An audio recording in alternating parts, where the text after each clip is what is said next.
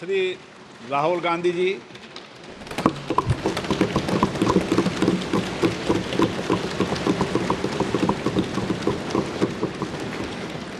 Speaker, sir, I'd like to congratulate you for your successful election.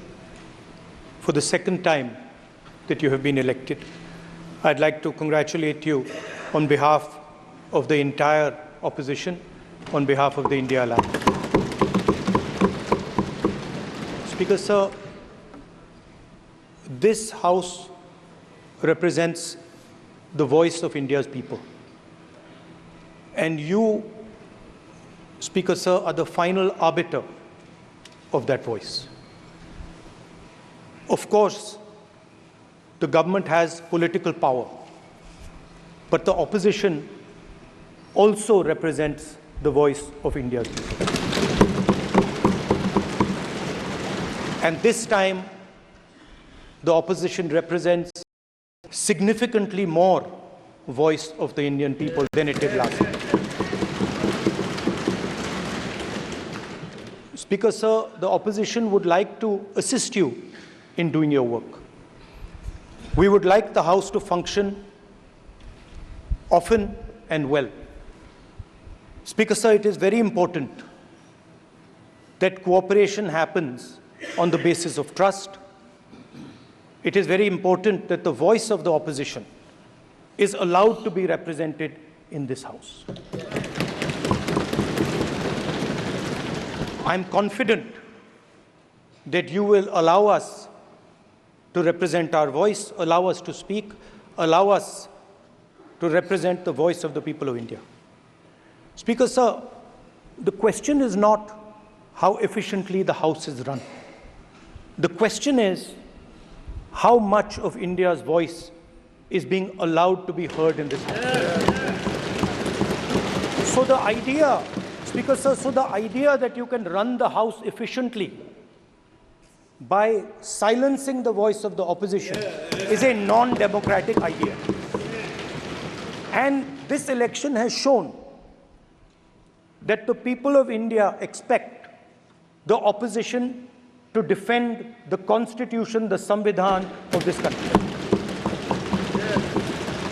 And we are confident that by allowing the opposition to speak, by allowing us to represent the people of India, you will do your duty of defending the Constitution of India. I'd like to once again congratulate you, Speaker, sir, and also all the members of the House who have won their election. Thank you very much. Shri Akhilesh Yadav ji,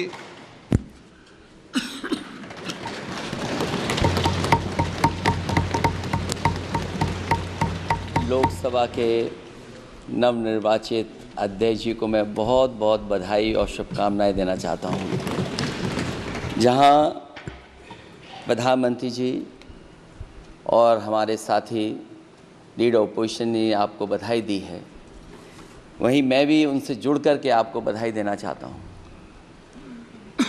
आप इस सदन के speaker दोबारा चुने गए हैं। आपके पास 5 साल का जहां अनुभव रहा है, वहीं आपके पुराने और नए सदन का भी आपको अनुभव रहा है। मैं अपनी तरफ से, अपने साथ के सभी सदस्यों की तरफ से बहुत बहुत बधाई और शुभकामनाएं देता हूं। जिस पद पर आप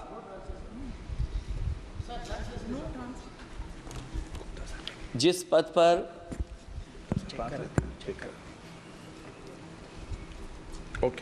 पद पर आप बैठे हैं, इससे बहुत गौरवशाली परंपराएं जुड़ी हुई हैं और हम सब यही मानते हैं कि बिना भेदभाव के आगे बढ़ेगा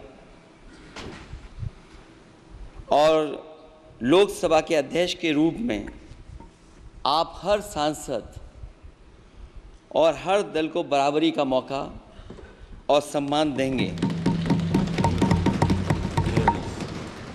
निष्पक्षता इस महान पद की महान जिम्मेदारी है। आप लोकतांत्रिक न्याय के मुख्य न्यायाधीश की तरह बैठे हैं।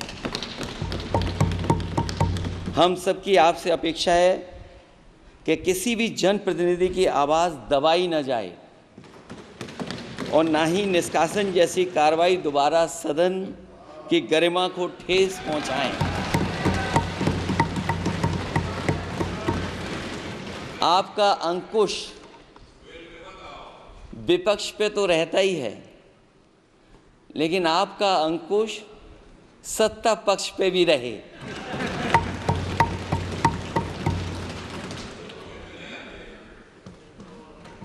अध्यक्ष महोदय, आपके इशारे पर सदन चले, इसका उल्टा ना हो। हम आपके हर न्याय संगत फैसले के साथ खड़े हैं। मैं एक बार फिर आपको इस अध्यक्ष पद पर बैठने के लिए बहुत बहुत बधाई देता हूं। मैं सदन में पहली बार आया हूं, ये नए सदन में। मुझे लगा कि हमारे स्पीकर की कुर्सी बहुत ऊंची होगी, क्योंकि मैं जिस सदन को छोड़ के आया हूं, अध्यक्ष जी, उसकी कुर्सी बहुत ऊंची है। उस समय भी साथ मैं अध्यक्ष जी किसको कहूं कि ये कुर्सी और ऊंची हो जाए। जहां ये नया सदन है, वही मैं आपकी पीठ के पीछे देख रहा हूं, पत्थर तो सही लगे हैं, सब कुछ अच्छा लगा है, लेकिन कुछ दरार में मुझे कुछ सीमेंट अभी भी लगा दिखाई दे रहा है।